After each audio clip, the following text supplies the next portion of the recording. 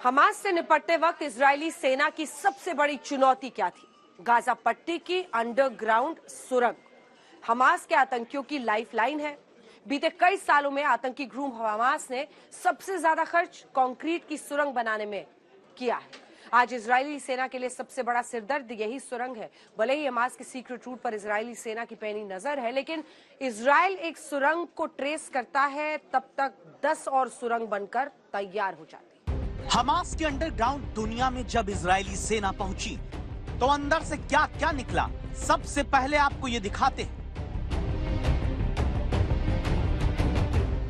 ये सुरंग से बाइक निकलती है। पहले सेना ने बाइक को सुरंग से बाहर निकाला, फिर उसे क्रेन से हटाया गया। अब आप देखिए, आतंकियों की सुरंग से एक दो नहीं, कई बाइक निकलती है। आतंकी बाइक का इस्तेमाल सुरंग के अंदर मूवमेंट के लिए करते हैं। आप देख सकते हैं कि सुरंग से भारी मात्रा में यही हथियार मिले हैं। जब इजराइल के सैनिक सुरंग के अंदर दाखिल हुए तो कैमरे में क्या कुछ कैद हुआ, एक नजर डालिए।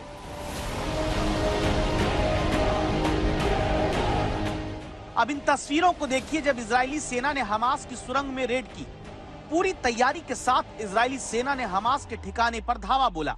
घर के अंदर इजरायली सेना को एक सुरंग मिली, वही सुरंग जिसका इस्तेमाल हमास के आतंकी कर रहे थे। टनल के भीतर आतंकियों के साथ सेना की सीधी भिड़ंत हुई। Following the firefight, the team then works to secure the smoke. बीते कुछ वर्षों में इजरायली सेना की इंटेलिजेंस विंग गाजा पट्टी में ऐसी सुरंगों को तलाशती है। जैसे ही कोई सुरंग मिलती है, इजराइल के सैनिक उसे तबाह कर देते हैं।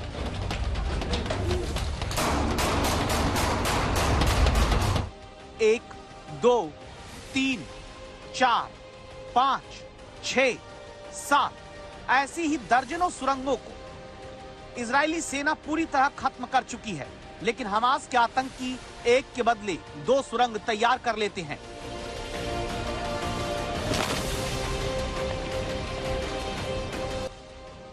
इजराइल के प्रधानमंत्री की तरफ से हमास के खात्मे का ऑर्डर आ चुका है और इजराइल की सेना गाजा बॉर्डर पहुंच चुकी है। इजरायली सेना का अगला कदम है गाजा पट्टी में हमास की ऐसी सभी अंडरग्राउंड सुरंग को ध्वस्त करना। लेकिन यह मिशन आसान नहीं होगा, क्योंकि गाजा पट्टी की जमीन के नीचे कदम कदम पर ऐसी सुरंग मौजूद हैं। तो हमास की जो अंडरग्राउंड दुनिया है उसका सच हम आपको दिखा रहे थे, लेकिन एक बड़ी खबर इस वक्त आ रही है। आपको बता दें, अमेरिकी विदेश मंत्री एंटनी ब्लिंकन बेंजामिन नेतन्याहू से मिल चुके हैं और नेतन्याहू ने एंटनी ब्लिंकन को युद्ध की तस्वीरें दिखाई हैं।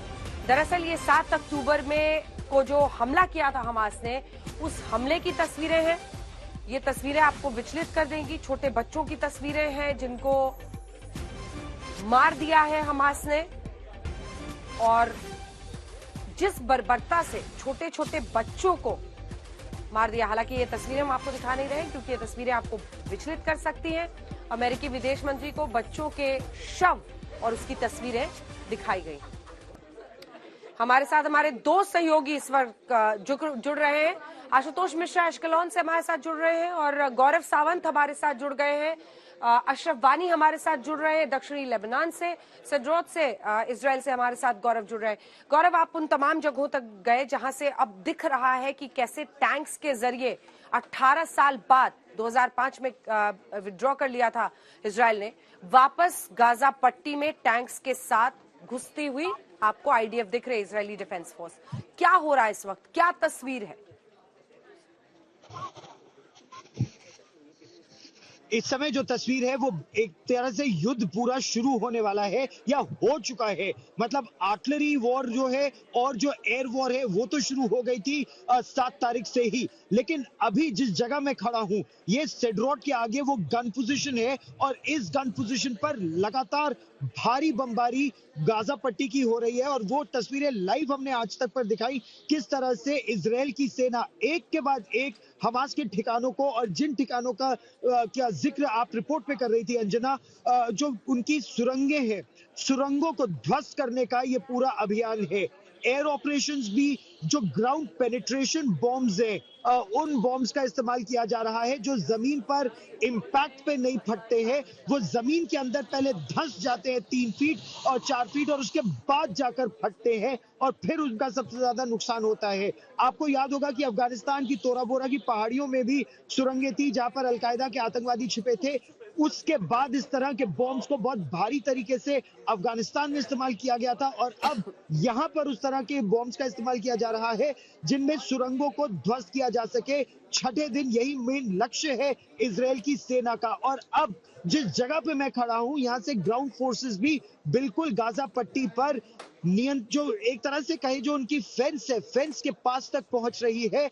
अब उनको ये निर्णय होगा, जिस घंटे उन्हें आदेश मिलेगा उस घंटे वो दंदनाते हुए अंदर घुस जाएंगे और हमास के जितने ठिकाने हैं उनको ध्वस्त करेंगे। लेकिन उससे पहले उनका लक्ष्य ये है अंजना कि पूरी तरह से हमास के स्ट्रॉन्ग होल्ड्स को ध्वस्त कर दिया जाए, ताकि जब सेना घुसे, इन्फेंट्री जब घुसे या आर्मर जब घुसे या इन्फेंट्री कॉम्बैट व्हीकल्स घुसे, मैकेनाइज्ड इन्फेंट्री की, तो उनको ग्राउंड रेजिस्टेंस कम से कम मिले, ये कोशिश है। और आप मेरे पीछे से देख भी सकते हैं तेजी से दंदनाते हुए ऐसे सेना की गाड़ियां आगे जा रही है।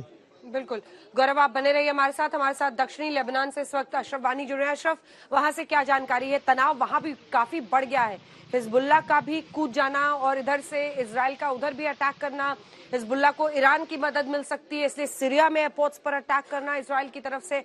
ये मामला किस तरह से यहाँ इस हिस्से में भी, इस बॉर्डर पर भी बढ़ता हुआ दिख रहा है?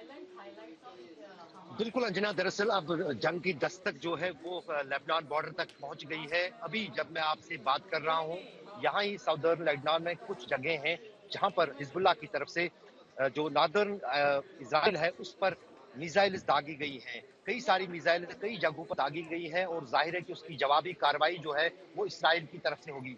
दरअसल आज दिन में एक बहुत बड़ी घटना जो इस पूरे मिडल ईस्ट में घटी है वो यही था कि ईरान के विदेश मंत्री को सीरिया जाना था, क्योंकि लेबनान तो ईरान का एलाई है ही और जो पुष्टपनाही खुले तौर पर हमास के साथ साथ हिजबुल्लाह की भी कर रहा है और इस्लामिक जिहाद भी कर रहा है, जो फलस्तीन की तरफ से लड़ाकू इसराइल के खिलाफ युद्ध में छड़े हुए हैं, तो उनको पूरी तरह से ईरान का समर्थन मिल रहा है। और आज ईरान के फॉरेन मिनिस्टर को सीरिया में उतरने नहीं दिया गया, क्योंकि इसराइल ने 2 एयरपोर्ट, दमशक एयरपोर्ट और दूसरा एयरपोर्ट जो सीरिया का है, जहां से संभावित था कि ईरान के फॉरेन मिनिस्टर सीरिया जाएंगे, तो उन दोनों पर